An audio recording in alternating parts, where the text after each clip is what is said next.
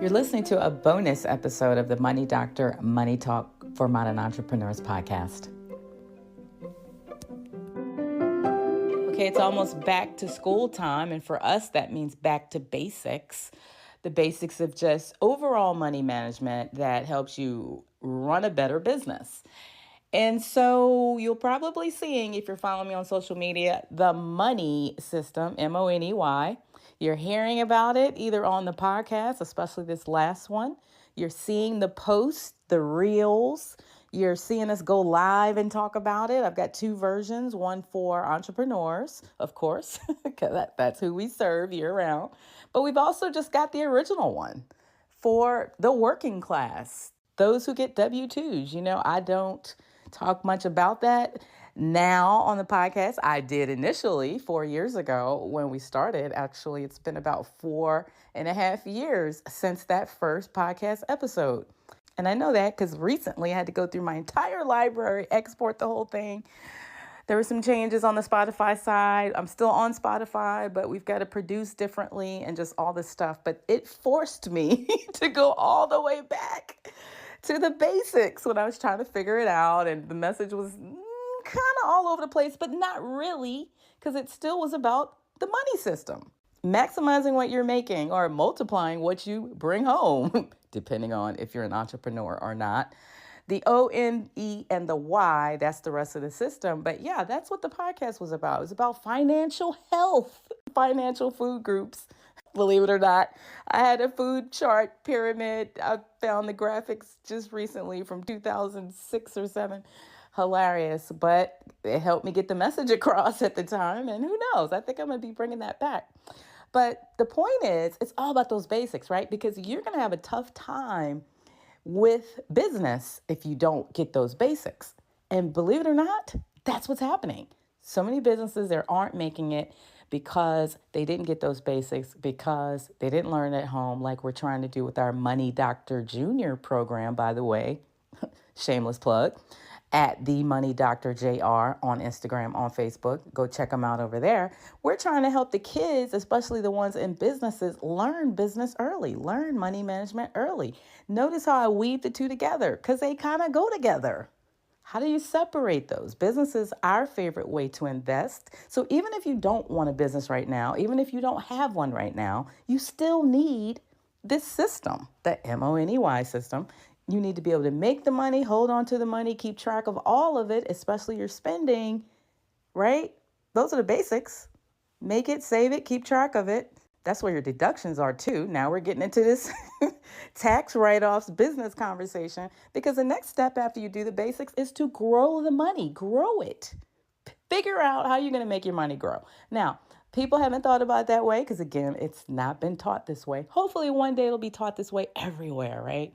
But the idea is once you've done the basics, you want to figure out, okay, how am I going to grow my money? I want my money to go to work like I go to work. Your money should be making money like you're making money. See what's going on? Now you're into this fourth thing with the money system, investing. Investing. Business is our favorite way to invest over here, business, then real estate. Stock market, we just have to touch on because it's part of the investing conversation. It's the one people think of the most. But here's the scary part. It's the most risk. Stock market. Because you're putting your money into other people's businesses that you know nothing about other than what's on the news. And do we really believe what's on the news? I mean, think about it. This is what you're doing with your money. But anyway, I'm not going to make judgments for folks because you do reach a point where you've got just so much extra. Why not take advantage of some of the AI revolution that's happening in some of these companies that are blowing up? Why not? If you can afford for some stuff to go south, why not? But for a lot of us starting out, and especially even if we're not starting out, like me, we're not trying to gamble our profits away. We have bigger plans for those profits. So there's some safer ways to grow your money. I talked about that a few episodes back. Investing entrepreneur style. You got to check it out because it's pretty radical stuff I'm saying in there. I had to learn it. I had to learn it the hard way and then learn it for my clients. And now we're doing this. But the whole idea is you're going to make it, save it, hold on to as much as possible, save it, keep track of all of it, especially your spending. If you're trying to get deductions, you got to keep track of your spending, but that's where those deductions are. If you're going to grow your money in the form of a business, real estate, and a business, tons of deductions there to help you hold on to more of your tax dollars. And then, of course, now you want to do the same process with other people's money, credit. We're not leaving credit out, but notice how it's last. Unfortunately, I didn't learn it that way. I learned to focus on credit first, and it was disastrous for me in the end. I mean the recession, 2008 recession. That was the end of me looking at credit the way that I did. Never looked at it again. They changed the rules, killed my credit, literally. 550 credit scores. That is true. That happened. And I know I did a screenshot. I need to go find it somewhere, but it was devastating for that to happen to me. And I had no money saved. Worst time for it to happen, right? When you have nothing saved. Well, I always had all this available credit that I used when I needed it. And I pay it off, pay it down. Rarely did I pay it off. Let's just keep it real, tell the whole story. Rarely did I pay it off, but I always paid the minimum. So I stayed in them 700s, always able to get more credit. Well, we know the rules have changed a lot, but in a sense, not so much. People are still focusing on credit before they focus on their money. So we're about your money here. We partner up with the people to help you wisely take advantage of other people's money. And that's how we all get there together, including the kids. And again, we're going to feature the people who are really doing it as we go back to school, back to money school. And what I'm hoping as a result of this is that you will begin thinking seriously, if you've not already, about turning your home into a money school. That's the goal. Turn your home into a money school. That way, your kids learn this early. And can I just tell you, they are the money RX. I got 5 little kids. Each one of them is teaching one of those steps. Make it, save it, keep track of all of it, invest, and then use other people's money. Those are the 5 Money Doctor kids. I am their first testimonial. When I had to start over from flat broke after the recession, guess what? I don't understand. I didn't understand it then. I understand it now. I was given these books to write. And as I wrote the books, I was convicted because I wasn't doing what they're doing in these books. I was not. I didn't have a gold sheet. If money came into my hands, what would I do with it? Sammy Saver has one. I wasn't making money 6 different ways every month like my money. Maybe I wouldn't have ended up flat broke. I'm an investor, starts a business with $1. She flips her money 3 different times in her book. So this is what I'm talking about. These just basics. If I'd learned it earlier, but guess what? I learned it later because it's not too early to get them started, but it's not too late for you, made all the difference. And that's a big deal.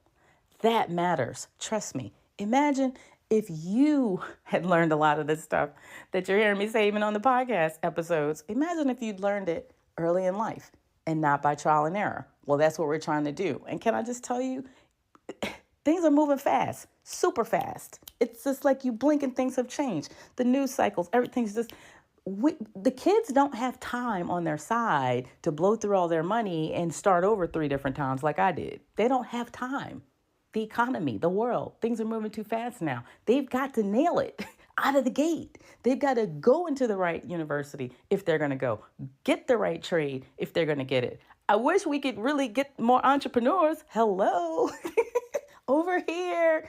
Teach them they can be producers, not just consumers. So that's why we're passionate about that program. And I shared this week with my team, and I'm starting to speak it out more because I do believe in our words having power. But my time for next year and beyond is going to be really heavy on that kids program. It's been kind of sitting on the side because, kids don't file taxes. Kids don't need accounting systems. It's not that deep. Charlie Checkbook, he's got a little system. That's good enough for them. No. So it's been sitting, but it's time because the Money Doctor, we've automated. We're taking advantage of some AI, just keeping it real. All of that is going to help that move so that I can spend my time marketing, building, and really talking about this program. And so that's where we're headed. That's what episode 41 will be about. Look, back to school. I'm going to feature some folks. You can hear me go on and on about it, or you can listen to some parents who have done this at home and they have produced money-conscious adults. Very exciting. You're going to hear from Candace. You heard Candace in the last episode. I really loved how she broke it down. All of my books that I've published are about personal finance. Never looked at it before until we had our Zoom. And then it turned into a podcast, of course. Never looked at it that way. So that's pretty exciting. But I want to kind of hone in on some things she said just to put that in perspective. Do a recap for the summer before things get crazy and these extensions come due and I'm back in my CPA mode. Let's just get this so that we can close out the year strong, go into the holidays differently than we did last year, which means we start off next year differently too.